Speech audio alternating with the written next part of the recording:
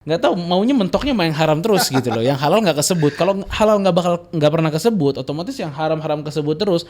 Jadi lebih banyak haramnya kelihatannya. Dosa sekecil apapun ada dampaknya. Ya, termasuk dengan harta haram. Harta haram itu ada dampaknya. Ya. Di ruang tamu jejak sahabat. Assalamualaikum warahmatullahi wabarakatuh. Selamat datang di ruang tamu jejak sahabat. Masya Allah. Hari ini kita akan menggali lagi pertanyaan-pertanyaan yang masuk ke admin jejak sahabat. Kita akan bahas di ruang tamu jejak sahabat. Dan hari ini kita kedatangan guru kita, Masya Allah, dari Jakarta. Mungkin antum semua sudah familiar sama beliau, Ustadz Muhammad Khalid Syari. Ustadz, sehat Ustadz? Alhamdulillah. Sehat kan. Baru datang tadi pagi? Baru datang kemarin Nana. Alhamdulillah. Pakai motor? Enggak dong. Oh enggak. Biasanya kereta kalau anak. Biasanya pakai motor Tat. Kalau yang dari Jakarta pakai motor, Masya Allah. Guru kita Ustadz Subhan, Masya Allah. Itu Ustadz Subhan kayaknya. Enggak sanggup ya. Ustadz. Semoga Allah mudahkan, Ustadz. Kita akan bahas tentang sesuatu yang menarik, Ustadz. Ya.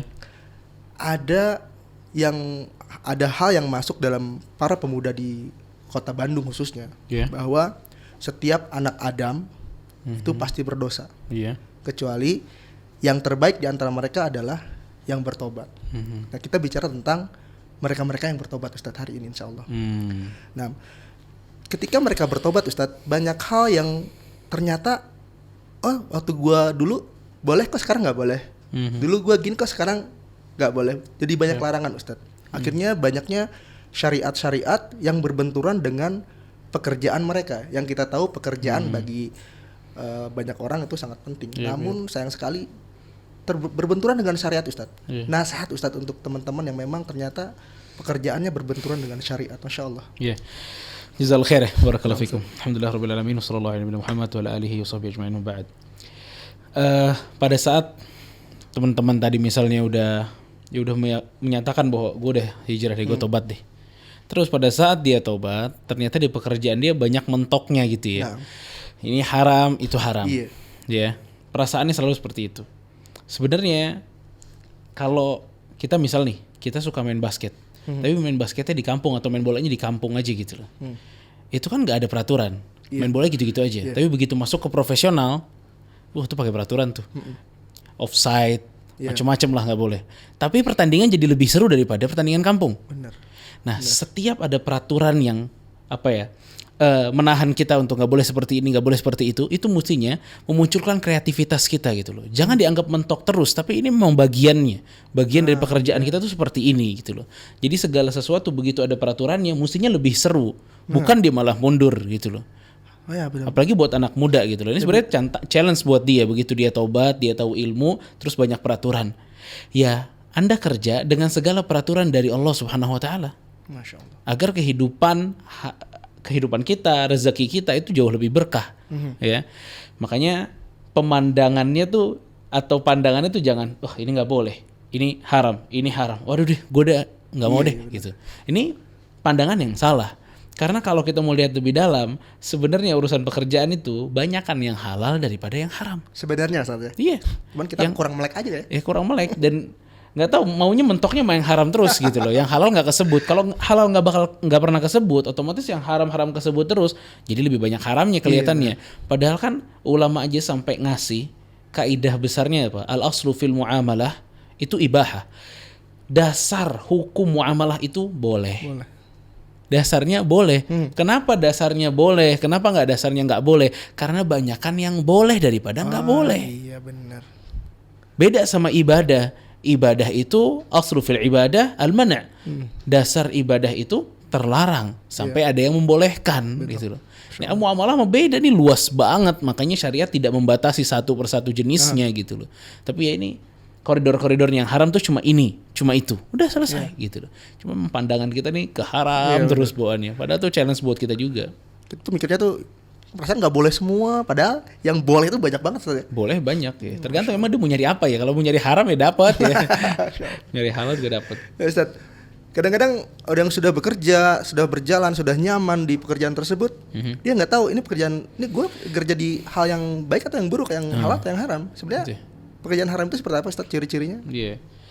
Pertama memang setiap dari kita, terutama laki-laki mungkin ya yang kerja ya, itu memang yang paling penting untuk dia miliki ilmu. Ilmu tentang pekerjaan ini halal atau pekerjaan itu haram. Nah. Itu yang paling penting, itu yang bakal menentukan sikap seseorang, ya ilmunya dia yang dia miliki. Tapi secara umum, nih sekarang aku nanya nih, itu pekerjaan haram tuh seperti apa aja? Itu gak bisa, maksudnya kita gak bisa sebutin gitu loh, satu persatu. Tapi kaidahnya kita bisa sebutin. Seperti apa gitu loh. Nanti tinggal dimasukin ke pekerjaan kita, ini ada apa enggak gitu loh. Pertama, masalah keharaman di zatnya. Jadi yang diperjualbelikan itu haram. Seperti najis gitu ya. Itu najis diperjualbelikan tuh haram tuh, nggak boleh gitu ya.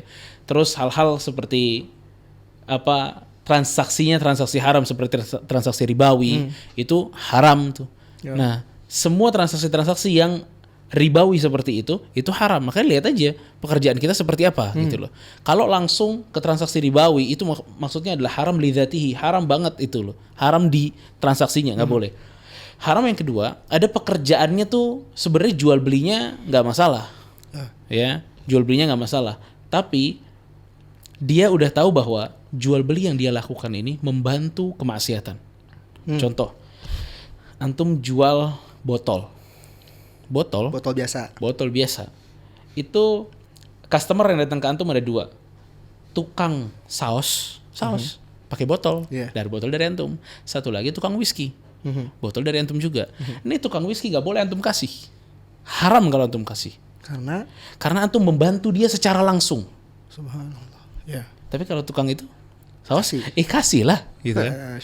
Jadi kalau membantu secara langsung itu masih haram. Tapi kalau membantunya jauh contohnya membantunya jauh gimana?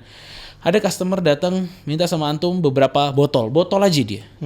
Dan ini yang datang kafir gitu ya. Antum melihat dari wajahnya, oh ya kafir.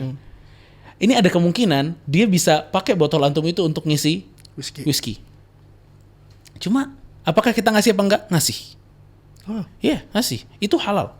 Antum kasih. Sebagaimana dulu para sahabat, mereka berdagang dengan para Yahudi dalam keadaan Yahudi ini memang ngeluarin duitnya di hal-hal yang haram juga gitu loh. Tapi ini bukan membantu mereka secara langsung. Maka pada saat bukan membantu mereka secara langsung, halal. Ini aja sebenarnya yang haram gitu loh. Transaksi Anda, barangnya haram, gak boleh, sama membantu secara langsung.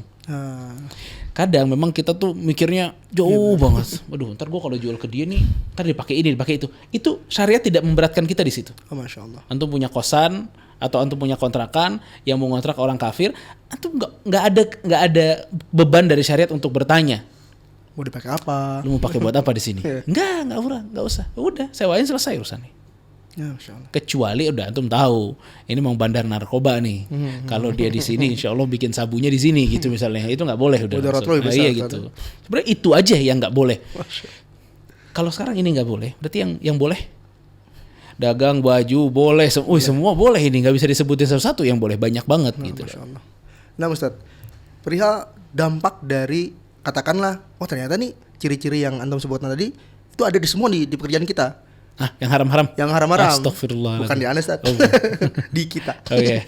Di kita Anda juga. Ternyata ada di kita. Itu sebenarnya ada dampaknya nggak sih buat kita sendiri? Tentu berdampak banget. Harta haram itu dampaknya ada, pasti ada. Dan apapun sebenarnya yang jauh atau yang berupa kemaksiatan itu pasti ada dampaknya, cepat ataupun lambat. Dosa sekecil apapun ada dampaknya, ya, termasuk dengan harta haram. Harta haram itu ada dampaknya, ya. Pertama Rasulullah SAW mengatakan, ya, bahwa harta yang haram itu neraka lebih berhak baginya. Daging yang tumbuh dari harta yang haram itu neraka lebih berhak darinya. Maksudnya adalah orang yang ngambil harta haram ini, mereka ini diancam oleh Allah Subhanahu Wa Taala masuk neraka. Terus juga dalam ayat anak-anak yatim itu, ya. Walladzina yakuluna amwalal yatama zulman innama yakuluna fi butunihim nara. Sesungguhnya orang-orang yang memakan harta anak yatim, kata Allah. Ya, dia ambil tuh ke kantongnya dia segala macam, kata Allah sesungguhnya yang dia makan itu adalah neraka. Ini ancaman gitu loh.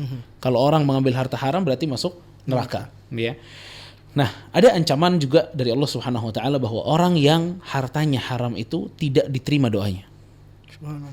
Dia, ini sebenarnya ancaman yang cukup menyakitkan ya. Antum bayangin. harta haram itu atau bisnis haram itu bukan berarti dia nggak pernah menemukan mentok. Pasti mentok. Walaupun harta haram, bisnisnya haram, pasti ada waktu dia mentok. Oke. Pada saat dia mentok, biasanya kalau orang muslim mentok, itu mau nggak mau balik ke siapa? Allah kan? Antum bayangin, parahnya dia. Dia udah mentok. Terlilit hutang berbagai macam, hartanya haram, pekerjaannya haram, lalu dia angkat tangan sama Allah. Ya Allah, tolong nih pekerjaan saya mentok. Allah udah bilang, Anda ini makan harta haram, Anda nggak bakal diijabah doanya sama Allah. Nah itu dampak orang yang pekerjaannya haram. Karena pada saat ada seseorang, kata Rasulullah SAW, yang orang ini sedang bersafar, terus dekil gara-gara safar, dan ini safarnya bukan safar maksiat ya, bukan safar mau kemana-mana gitu, safar baik dia. Lalu begitu dia keadaannya dekil, capek safar, kemudian dia angkat tangan kepada Allah, lalu mengatakan ya Rabbi, ya Rabbi, ya Allah, ya Allah, dia minta doa sama Allah. Ya. Tapi kata Rasulullah SAW, doanya gak diijabah sama Allah. Kenapa? Padahal kalau kita lihat nih, kasus orang ini, dia safar. Safar kan kita tahu. Itu salah satu waktu di mana kita diijabah doa. Terus dekil-dekilan gara-gara safar dalam rangka kebaikan itu juga dihargai oleh Allah sebagaimana orang-orang di Padang Arafah.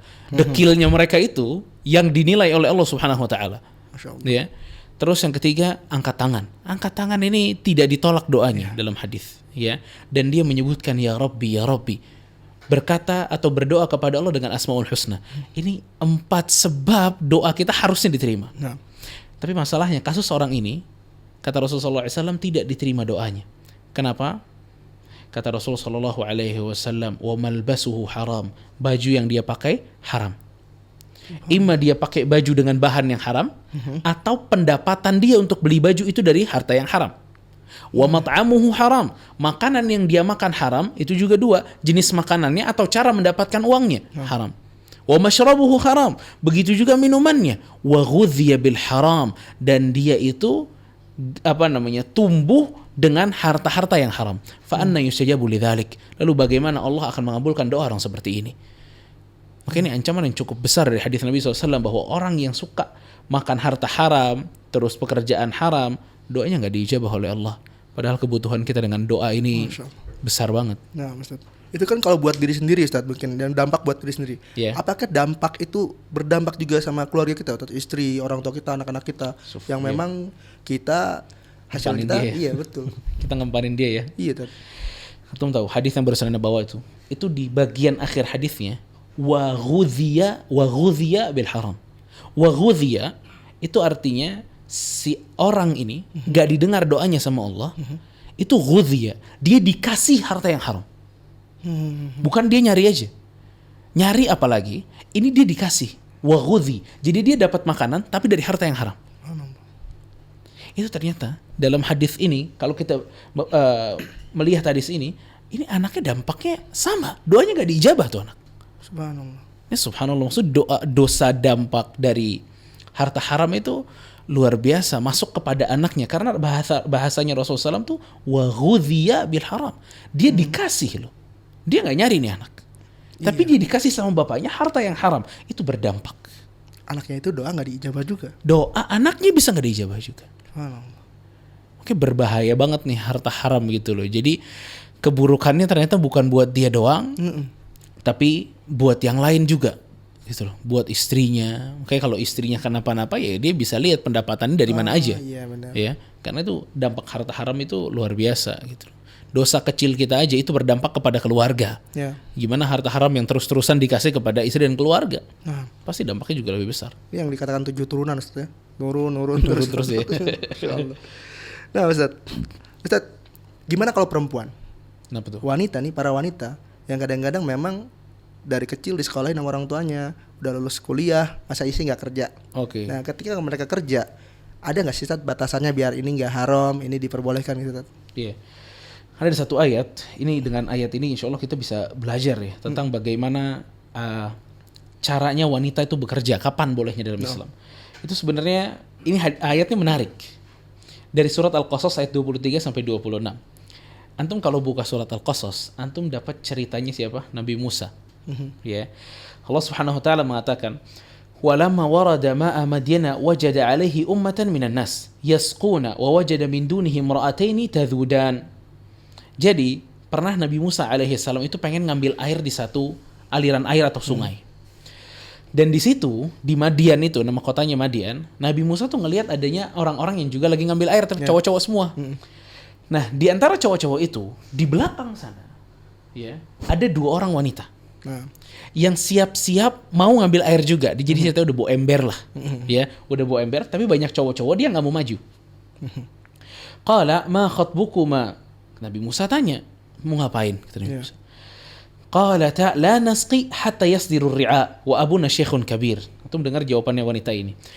Kita mau ngambil air untuk memberikan kepada kambing-kambing kami, kata 2 wanita ini. Tapi kami tidak akan ngambil air sampai pengembala laki-laki ini pergi dari sini. Masya Allah.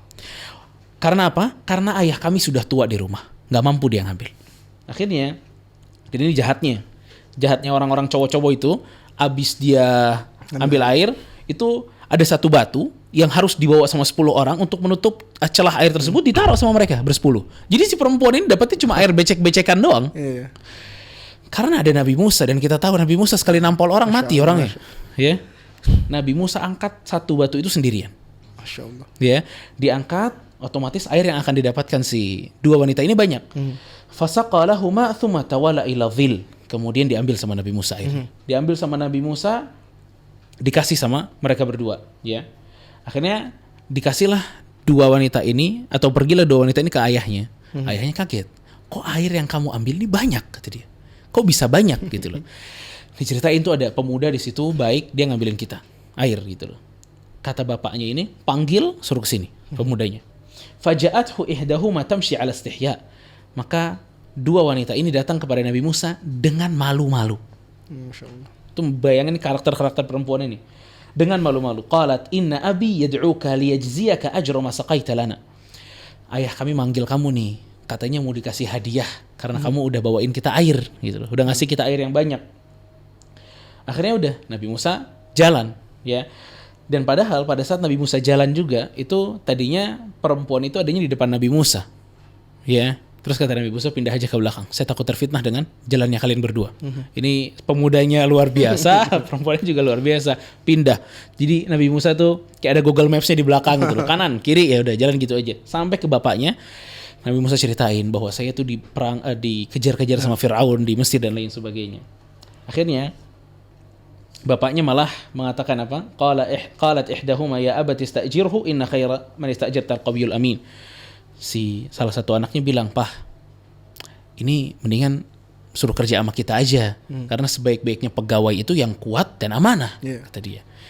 Padahal mintanya dijadikan pekerja, tapi akhirnya kata bapaknya disuruh nikahin salah satu dari anaknya. Nah, apa yang kita bisa dapat dari kisah singkat ini? Pertama, kalau kita lihat ya, 2 orang perempuan ini ya, dia bekerja di luar rumah. Iya kan? Ngambil air. Berarti satu, boleh seorang wanita kerja di luar rumah. Ya, tapi tadi perempuan 2 ini tidaklah keluar rumah kecuali dia bilang apa? Karena ayahku sudah tua. Jadi ada kebutuhan yang mendesak yang mengharuskan perempuan ini kerja di luar rumah. Berarti kalau tidak mendesak, tidak boleh kerja di luar rumah. Tidak mendesak, tidak boleh, Pak. Tidak boleh. Karena nih ayahnya nih tua. Kedua, pekerjaan ngambil air itu ternyata pekerjaan yang juga bisa dilakukan dan pantas dilakukan oleh seorang perempuan. Berarti kedua, pekerjaan yang harus dilakukan oleh perempuan itu adalah pekerjaan yang pantas untuk seorang wanita. Gak boleh wanita nguli jadi kuli gitu. Itu gak pantas. Atau pekerja batu bara, itu gak pantas. Dia harus pekerjaan-pekerjaan yang pas buat wanita, cocok dan pantas untuk wanita. Lalu ya, yang ketiga, kalau kita lihat, walaupun dia pekerjaan di luar rumah, kita lihat karakternya perempuan tadi. Dia nunggu dengan jarak daripada laki-laki tadi. Tidak adanya ikhtilat. Masya Allah. Tidak ada ikhtilat. Padahal itu di sungai yang begitu lapang gitu ya. Kalau di kantor kan sempit gitu loh. Betul. Itu ikhtilat dan sentuh-sentuhan itu sangat mungkin terjadi. Untuk mau ke kamar mandi bisa papasan dan lain sebagainya gitu loh. Nah, wanita itu nggak boleh kerja di tempat seperti itu. Karena ini 2 wanita ini menjaga dirinya. Ini pelajaran buat para wanita kalau mau kerja, ya. Dan si wanita ini juga mendekati Nabi Musa waktu bicara tuh malu-malu. Itu dia. Bukan nggak tahu malu. Benar. Ini kadang wanita nih kalau udah kerja sama temen yang cowoknya itu la ilaha illallah deket banget, selfie bareng, makan siang bareng, di grup ngomong semuanya, chat-chatan, pulang bareng, jalan bareng. Ya akhi, berarti Anda ini nggak boleh bekerja di luar. Masya Allah. Nggak boleh. Karena nggak sesuai dengan syarat-syarat yang diberikan oleh syariat gitu loh. Nah. Makanya wanita ini pada saat dia keluar rumah, dia harus dalam keadaan istihya, dan orang dalam keadaan malu itu nggak mungkin dandan. Itu benar. Ya, nggak mungkin TP-TP tebar persona gitu. Nggak mungkin, itu jauh banget, ngomong aja malu-malu gitu. Makanya untuk wanita yang bekerja di luar rumah, dia kalau mau berbicara dengan lawan jenisnya, itu lihat ngomongnya cuma gitu doang. Ayah kami manggil kamu, mau dikasih hadiah. Udah. Gak panjang lebar tadi. Iya, tinggal di mana? Lagi ngapain? Anak berapa? Nggak ada. Langsung. Jadi nggak ada basa-basi kalau untuk laki-laki di pekerjaan. Nah, step-step ini yang harus dia lakukan sebagai seorang wanita. Dia harus menjaga dirinya kalau bekerja di luar. Ya, Anda juga baru lama ditanya sama orang, Anda sebenarnya nggak ada kebutuhan Ustadz untuk bekerja di luar. Boleh nggak tetap Anda bekerja? Nggak boleh. Karena nggak boleh dia. Ini soalnya ada kebutuhan baru dia keluar. Ya, beda dengan kerjaan online di dalam rumah ya. Ya. Beda karena Kebutuhannya pun harus mendesak tadi. iya, mendesak. Dianya, kebutuhan dia atau kebutuhan orang tua yang tidak mampu membiayai dia gitu. Tapi bukan berarti perempuan itu nggak boleh kerja ya. Iya. Karena kadang-kadang di luar sana tuh bilang, oh Islam itu ngekang perempuan tuh nggak boleh kerja, nggak boleh keluar rumah dan sebagainya. Ternyata selama itu tidak melanggar syariat. Tafadhol Ustaz. Beberapa sahabiat juga kan kerja yang disebut dengan Ummul Masakin itu, karena dia punya pekerjaan tetap, ya, dia kalau nggak salah nyulam gitu, ya, akhirnya duitnya itu dikasih kepada orang-orang miskin, makanya disebut Ummul Masakin. Tapi dia kerja dan dia sedekah dengan uang hasil kerjanya dia, dan dibolehkan oleh Rasulullah SAW karena kerjanya di rumah, tidak ada fitnah gitu. Apalagi zaman sekarang udah punya online aja, Masya Allah. Itu ide kayaknya buat perumahan, Masya Allah. Nah Ustaz, lanjut Ustaz. Ustaz, kadang-kadang nih teman-teman kita yang hijrah, teman-teman kita yang bertobat, teman-teman kita yang sudah mulai, gue cabut ya dari kerjaan ini, kayaknya haram nih, cabut. Tiba-tiba lihat teman-teman yang lain, loh kok dia malah lebih sukses dari gue. Kan gue yang, katakanlah gue yang lebih dekat sama Allah nih sekarang. Lu jauh dari Allah, lu ngelanggar syariat. Tapi kenapa gue yang susah, kok lu yang sukses? Itu gimana, Ted? Gimana ya? Pertama yang mesti kita lihat itu emang arti dari kesuksesan tersebut. Kita mesti balik lagi, sukses itu kayak gimana maunya? Nah iya benar. Ya, kalau Anda menilai sukses itu pada saat rekening Anda itu tidak pernah kurang dari 50 juta, ya, maka apa yang akan kita katakan dengan kehidupan Rasul kita alaihi salatu wassalam? Rasul SAW tuh Aisyah pernah cerita, dapur kita nggak ngebul itu 3 bulan. Kita Masya Allah. Tiap jam ngebul tadi. Iya, nggak ngebul juga. Itu ojek online datang mulu gitu kan, makanan lagi gitu. Masih kita bilang kita belum sukses. Padahal Nabi SAW 3 bulan dia nggak ngebul, bahkan ditanya oleh sebagian para sahabat, terus makan apa? Aswadan, kurma sama air. Itu bayangin. Masya Allah. Pernah nggak dalam kehidupan, mungkin teman-teman juga yang memiliki pertanyaan ini, pernah nggak dalam kehidupan itu pernah nggak cuma makan nasi saja ditemani dengan 1 gelas air putih? Nasi putih dia makan sama air putih dia minum. Ana rasa udah jarang banget orang sampai seperti ini. Padahal inilah yang dilakukan Rasulullah SAW 3 bulan. Cuma kurma dan air. Kurma nih, air. Dan kurmanya tuh bukan segini, 1. Nggak bisa banyak-banyak. Dulu memang keadaan seperti itu. Dan apakah dengan keadaan Rasul seperti itu Anda akan mengatakan Rasul tidak sukses? Kalau Rasul tidak sukses, siapa yang sukses? Iya. Karena memang ini permasalahan kacamata sukses kita yang berbeda. Ya, kacamata sukses kita yang berbeda. Kalau memang kita kebanyakan lihat YouTube ya, kita lihat sultan-sultan yang beli mobil baru terus, rumah lagi yang mewah-mewah. Kalau suksesnya itu, ya nggak ada yang sukses. Berarti Rasul tidak sukses. Iya. Padahal faman zuhziha 'anil nar wa udkhilal jannah faqad faz. Siapa yang terbebas dari neraka masuk surga, itulah kesuksesan. Ya, itulah kesuksesan. Namun bukan berarti di sini Islam itu melarang seseorang itu untuk cari duit, bisa memiliki duit yang banyak. Tapi maksud saya di sini Islam tidak menaruh standar kesuksesan seseorang itu punya mobil banyak, punya rumah banyak, tidak. Betapa banyak orang kaya tapi tidurnya juga nggak enak. Iya. Dia setiap tanggal 25 yang lain senang, dia murung sendiri. Ngurusin gaji pegawainya. Itu orang kaya keadaannya seperti itu, gitu loh. Bingung sendiri dia akhirnya. Jadi maksud saya di sini kita lurusin dulu persepsi kita tentang kesuksesan gitu loh. Dan kalau antum lihat orang-orang yang memiliki kekayaan yang begitu banyak yang di mata kita itu sukses, ingat Ibnul Qayyim pernah memberikan satu kaidah kepada kita. Kullu ni'matin la tuqarribuka ila Allah fahiya baliyah. Setiap nikmat yang tidak mendekatkan Anda kepada Allah itu namanya musibah. Bukan kenikmatan. Makanya bisa dilihat nih. Kalau Anda mendapatkan uang yang dengan itu kita makan, listrik nggak pernah bunyi, ya, keisi terus token-tokennya, kuota lancar terus. Ini berarti kenikmatan yang cukup besar. Anda masih bisa sholat dan lain sebagainya, kenikmatan yang cukup besar. Anda sukses kalau Anda berjalan seperti itu sampai Anda mati. Masya Allah. Ya memang kesuksesan ini yang kita mesti persepsinya dibenerin lagi. Tergantung kacamata kita tadi. Betul banget. Sukses itu kayak gimana? Nah, Ustaz, kadang-kadang teman-teman kita yang hijrah nih, yang tobat dari pekerjaan-pekerjaan haram itu, ketika mereka awal kali bertobat, udah gue tobat deh, gue berhenti dari pekerjaan haram nih, itu apa yang harus mereka lakukan pertama kali Ustaz, agar sepenuhnya terbebas dari pekerjaan haram? Apakah hasil yang sudah didapat, mungkin mobilnya harus dijual, rumah yang dulu dapat dengan riba dijual, itu apakah harus sampai seperti itu? Iya, barakallahu fikum. Pertama ya, begitu orang itu takut banget dengar ayat-ayat tentang riba dan tentang hadis-hadis tentang riba dan tentang harta yang haram itu, biasanya memang sikap dia tuh ketakutan dan pengen melepaskan diri dari itu semua. Tapi yang sebenarnya yang pertama kali dibutuhkan sama dia adalah kekuatan keimanan. Dia mesti nguatin imannya dengan duduk di majelis ilmu. Sebelum dia melakukan step yang lain, ya, dia harus duduk di majelis ilmu dan menguatkan hatinya. Karena biasanya kalau hijrahnya dalam tanda kutip ekstrim, itu bakal putar balik lagi. Paham tuh? Begitu dia dengar, udahlah, gue jual semuanya mulai dari nol. Ini mulai dari nol ini butuh keimanan ya akhi. Butuh tawakal yang besar.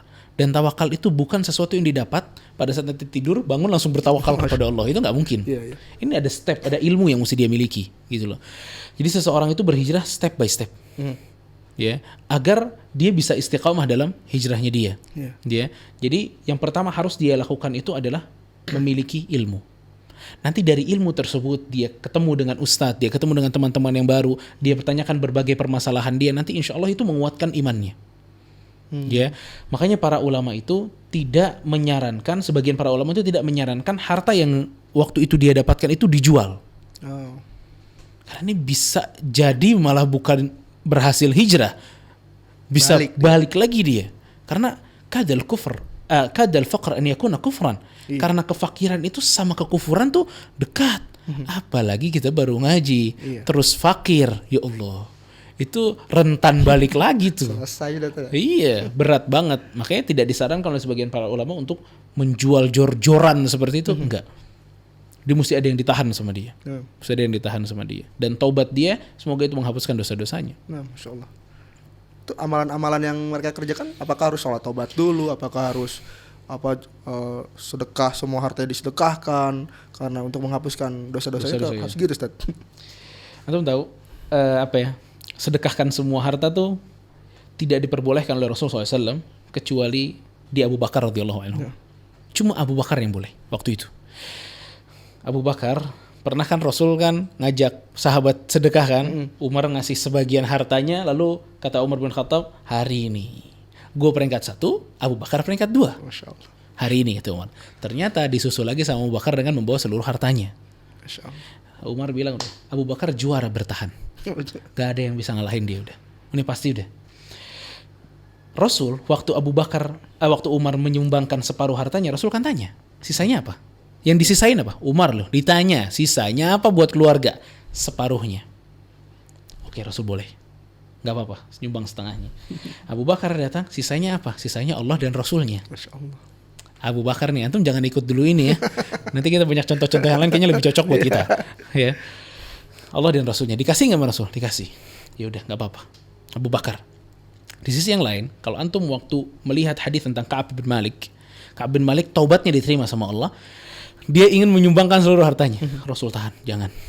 Yang ini jangan disumbangin. Tetap di situ aja sama kamu. Nggak boleh. Sa'ad bin Abi Waqqas, waktu dia mau meninggal, dia bilang, saya pengen menyumbangkan seluruh hartanya. Enggak, 1/3 aja cukup. Yang lain simpan aja buat keluarga. Nggak ada yang dibolehin. Karena nggak ada yang sekuat Abu Bakar. Dari sisi keimanan, dan dari sisi bisnis, dan dari sisi aset. Abu Bakar tuh asetnya banyak. Dia banyak minjemin orang uang, banyak juga bisnisnya. Jadi hari ini nggak punya uang, besok bisa. Dan kecerdasan dia bisnis ini memang mengungguli yang lain. Karena dulu dia paling terkenal tujar, pedagang terkenal kaya raya di Quraisy. Dia nih Abu Bakar radhiyallahu anhu. Makanya dikasih gitu loh. Makanya kebahagiaan kita pada saat kita taubat, semangat kita ikut Ka'ab aja. Tahan. Ya, biar langgeng taubat kita. Karena kita nggak seperti Abu Bakar soalnya. Ya, karena teman ana ada yang dengar hadis Abu Bakar semuanya disumbangin. Hari ini nggak ngaji. Beneran ini cerita, nggak ngaji, udah hilang dari kajian-kajian, udah hilang karena disumbangin. Dan dia pernah nanya, Ustadz kenapa ana nggak seperti Abu Bakar? Beda. Antum cuma sama caranya, niatnya beda, hatinya beda. Kita kalau nyumbang semuanya, nyumbang 10.000 pengen dibalas 20.000. Iya. Abu Bakar waktu itu nggak pernah mikir seperti itu. Dia hanya ingin apa yang di sisi Allah. Lah kan ente nggak ngikutin niatnya. Iya. Padahal salah satu ittiba itu ittiba'un niyah. Kita ngikutin niatnya Rasul, kita ngikutin niatnya sahabat, bukan hanya perilakunya, perbuatannya, tapi kita ngikutin juga apa yang ada dalam hatinya para sahabat Nabi SAW. Makanya sedekah itu ya, yang taubat itu nggak mesti sedekah apalagi semuanya, tidak. Dia boleh sedekah semampunya dia. Apakah harus salat taubat? Tidak. Karena taubat itu sumbernya ada di hati dan ada di penyesalan. Penyesalan itu taubat. At-taubah huwa ahyan nadama. Taubat itu adalah penyesalan. Dia harus nyesal dari dosanya. Itu taubat. Begitu dia punya penyesalan tersebut, tulus ingin kembali kepada Allah dan tidak ingin kembali kepada dosa-dosanya, dia telah bertobat kepada Allah. Masya Allah. Jangan merasa at-tajirun ghaniyun jiddan, Ustaz ya. Iya. Masya Allah. Ternyata akhirnya fakirun jiddan. Nah, Ustaz. Apakah dosa-dosa kita yang terdahulu, yang katakanlah ketika kita masih bekerja di pekerjaan yang haram, itu akan berdampak menjadi musibah, Ustadz, di lain waktu di masa depan kita nanti? Iya. Barakallahu fikum. Jika seseorang udah tobat, maka insya Allah tidak ada musibah itu. Karena Rasul Shallallahu Alaihi Wasallam ya pernah, atau Amr bin As radhiyallahu anhu, beliau ini pernah bilang, dia pernah cerita tentang kisah hijrahnya dia. Kata Amr bin As, tidak ada yang lebih aku benci dibanding Rasul sallallahu alaihi wasallam. Tidak ada orang yang paling aku semangat untuk membunuhnya dibanding Muhammad sallallahu alaihi wasallam. Namun begitu saya kenal Islam, dia bilang, tidak ada orang yang paling aku cintai dibanding Nabi Muhammad SAW. Begitu dia dapat hidayah, antum tahu, dia datang kepada Nabi Muhammad SAW. Ini cukup mengejutkan. Orang yang begitu bencinya dengan Nabi dan para kaum muslimin waktu itu datang kepada Nabi SAW mau bayat. Ubsut yadak, kata Amr bin As. Ya Rasulullah, mana tanganmu? Ubayi'uka, saya pengen bayat. Nabi tunjukkan tangannya. Apa kata Amr bin As? Lakin ashtarit, tapi saya punya syarat satu, kata Amr bin As. Kata Rasulullah, apa syaratnya? An yaghfirali, minta sama Allah, Allah maafin saya. Masya Allah. Ini hijrah yang benar-benar hijrah. Minta sama Allah, Allah maafin saya. Apa kata Nabi SAW? Ama alimta anna islama yajibu ma qablah. Apakah kamu tidak tahu, hai Amr, Islammu ini akan menghapus dosa-dosamu yang telah lalu. Hijrahmu akan menghapus dosa-dosamu yang telah lalu. Hajimu akan menghapus dosa-dosamu yang telah lalu. Berarti di sini, begitu seseorang bertaubat, dihapus dosanya oleh Allah SWT. Masya Allah. Bukan hanya itu. Waktu salah seorang sahabat Nabi, yang itu juga termasuk keponakannya Khadijah, yang cukup kaya di kota Mekah, lupa namanya siapa. Dia ini orang yang cukup kaya dan punya kedermawanan di waktu dia masih kafir. Dia masuk Islam dan dia bertanya tentang kebaikan dia yang pernah dia lakukan dulu. Apakah saya masih bisa mendapatkan kebaikan atau pahala dari kebaikan yang saya lakukan dulu? Apa kata Nabi SAW? Kata Nabi SAW, laqad aslamta bima salafta minal khair. Kamu telah masuk Islam dengan seluruh kebaikanmu yang dulu. Masya Allah. Tuh bayangin orang taubat tuh kayak gini. Dosanya habis, kebaikan dikekalkan oleh Allah. Masya Allah. Ini orang takut taubat nih bingung ya. Maksiat nggak takut tapi taubat takut banget di entar-entar ya. Itu salah satu hal yang ditakutin ketika taubat adalah gue takut nih cabut dari kerjaan gue sekarang nih. Kalau gue pindah gajinya lebih kecil, nggak bisa beli itu lagi, nggak bisa nongkrong di kafe lagi. Biasanya nasi goreng spesial, sekarang nasi goreng biasa yang cuma pakai telur ceplok doang. Ada ketakutan gara-gara gaji di tempat itu lebih sedikit, Ustaz. Itu nasihat, Ustaz. Kadang-kadang kita tuh ketakutan rezeki yang memang Allah bagikan itu berkurang. Iya. Ya memang kekhawatiran itu subhanallah datang dari setan ya. Dari setan ya. Setan itu kan kata Allah SWT dalam Al-Quran, ya'idukumul faqr, selalu menakutkan kamu dari kefakiran. Memang anehnya kita itu ya, antum punya teman antum nih jujur banget. Terus antum punya teman satu lagi, teman antum itu pembohong besar. Kita kadang anehnya gini, teman antum ini yang sangat jujur ini telah menjanjikan kebahagiaan untuk antum 70 kali. Sedangkan teman antum yang pembohong ini menjanjikan keburukan buat antum sekali. Aneh gak sih kalau kita milihnya teman kita yang pendosa dan pembohong itu? Aneh kan? Lo orang yang jujur lo mau kemanain? Di 70 kali janjiin ke kita, tapi kalau kok gak percaya, giliran pembohong besar lo percaya. Itulah kadang keadaan kita kepada Allah SWT. Allah berkali-kali itu janjiin kita kebahagiaan. Udah kamu urus diri kamu, balik kepada Allah, Allah kasih kebahagiaan. Balik kepada Allah, Allah kasih kebahagiaan. Ini kok kita nggak percaya ya? Setan satu kali, inna syaitan ya'idukumul faqr wa ya'murukum bil fahsya, dan memerintahkan kamu untuk keburukan. Percaya kita. Setan nakut-nakutin fakir, percaya terus. Kok bisa kita percaya dengan satu janjinya pembohong, 70 kali janji yang jujur kita nggak percaya? Ini anehnya manusia, memang kita di sini nih anehnya. Bisa nggak percaya sama yang jujur tapi percaya sama pembohong? Ya, makanya untuk teman-teman nih, dengan hijrah itu Allah bukan menginginkan kita sengsara, enggak. Ya, dalam surat Toha kan Allah mengatakan, Toha, ma anzalna 'alaikal qur'ana litashqa. Al-Qur'an bukan turun untuk menyusahkan, tapi membahagiakan. Dalam surat An-Nahl 98 Allah mengatakan, ya, man 'amila salihan min dzakarin aw untha wa huwa mu'min falanuhyiyannahu hayatan thayyibah. Siapa yang beramal baik dari kalangan perempuan ataupun laki-laki, maka Allah akan berikan kehidupan yang indah. Masya Allah. Kan nasi goreng pakai telur ceplok doang kan indah. Enak loh, Tat. Iya. Emang nih persepsi kita terlalu tinggi. Makanya dalam niat nikmat itu harus punya standar. Unzur ila man huwa asfala minkum, lihat dari yang bawah. Antum kan pakai nasi goreng sama telur ceplok. Itu di bawah nggak pakai telur. Nasi goreng doang. Itu kan lebih parah. Tapi kalau antum melihatnya di atas, nasi gorengnya pakai Garden Blue, pakai segala macam, ya berat. Ya kan, antum pakai Supra, antum ngeliat yang pakai Nmax terus, ya susah. Antum lihat lagi yang bawahnya. Mesti seperti itu baru kita bisa bersyukur. Dan teman-teman yang hijrah nih harus punya kaidah dalam syukur itu seperti itu. Jadi jangan lihat ke atas, Tat ya. Kalau lihat ke bawah. Punya motor Mio, lihat ke bawah yang pakai sepeda yang harganya 40 juta. Kalah juga, Tat. Kalah. Kalau pakai sepeda 40 juta kalah. Makanya jangan lihat yang itu. Cari yang lain, Tat, sepedanya. Insyaallah.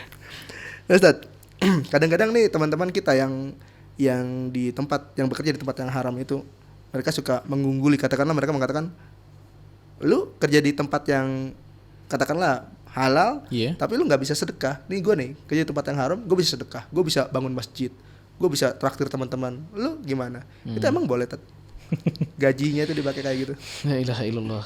Oh iya, ada kabar gembira. Ini ada yang ditutup dari pekerjaan yang haram itu. Oh, Masya Allah. Ya, ada 2.800 pegawai itu. Itu bukan sedih kita melihat para kaum muslimin yang di Sembriwing tadi. Iya. Justru mereka terbebas dari pekerjaan yang haram ya. Nah, Anda pernah dapat satu athar dari Sufyan ats-Tsauri. Seseorang yang sedekah dengan harta haram itu seperti orang yang membersihkan najis dengan air kencingnya. antum kena najis. Antum bersihin pakai air kencing. Beres nggak tuh? Kagak beres ya. Bolak-balik aja. Itu juga yang dilakukan atau yang dia dapatkan untuk orang yang hartanya haram, terus dia buat kebaikan. Nggak dinilai juga sama Allah Subhanahu Wa Taala. Maka dalam beberapa athar ada orang, bahkan perkataan fuqaha ya, para ulama, orang itu kalau haji harus hartanya halal. Iya. Kalau hartanya nggak halal, hajinya nggak sah. Nggak mabrur. Nggak sah. Oh nggak sah, bahkan nggak sah ya? Nggak sah. Jadi nggak bisa dipanggil Pak Haji dia. Belum haji, nggak sah. Ya, sampai pembahasan itu. Kenapa? Karena harus halal. Karena harus halal. Itu yang pertama. Jadi dia nggak bisa tuh mentang-mentang dia sudah bangun masjid itu berarti membersihkan harta dia yang lain. Enggak ya akhi barakallahu fiik. Harta yang halal dihisab, yang haram diazab. Iya. Harta tuh gitu tipenya. Yang halal dihisab, yang haram diazab. Antum mau bangun apapun tapi dengan harta yang haram, mereka orang-orang yang memakai bangunan yang telah antum buat itu punya dapat manfaat mereka. Tapi kitanya enggak. Sampai kita mau tobat kepada Allah Subhanahu wa taala. Masyaallah. Sampai kita mau tobat kepada Allah Subhanahu wa taala. Makanya hal ini jangan dijadikan apa ya? Pembersihan diri gitu loh. Enggak cocok pembersihan diri dengan harta haram terus dia sedekah. Mendingan kita harta halal ya, dan kita sedekah semampu kita. Itu jauh lebih baik. Itu jauh lebih baik karena itu membersihkan harta dengan cara yang tidak tepat. Jangan jadi hujah juga, ntar gue kerja di haram aja dulu biar gue bisa bangun masjid, lu tobat. Iya. Kalau dapat kesempatan. Bukan hujah juga. Nah, Masya Allah. Ustaz, andai kata kita di rumah ada sisa-sisa harta, katakanlah mungkin mobil atau emas dan sebagainya, tabungan kita yang memang ternyata itu dari harta yang haram dulu. Agar ada ketakutan yang sebagiannya kita keluarin dah. Itu penyalurannya ahsannya kemana tuh? Iya, pertama mesti dipahami ya. Ini juga mungkin teman-teman yang bahkan udah pemasukan dia halal, income dia halal, oke. Tapi di income yang halal itu dia tahu di situ ada uang ribanya. Ya, ini uang riba ini kemana? Ini sama permasalahan dengan yang antum tanya.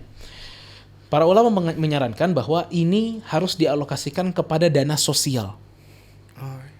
Ya, di antara sosial itu maksudnya adalah yang kebutuhannya itu kebutuhan masyarakat secara umum.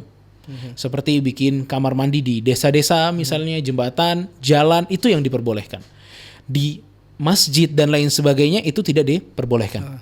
Ya, boleh di kamar mandinya pesantren misalnya, tapi kamar mandinya itu boleh. Para ulama bukan kelasnya, bukan kelasnya, bukan tempat untuk menuntut ilmu syar'inya, bukan.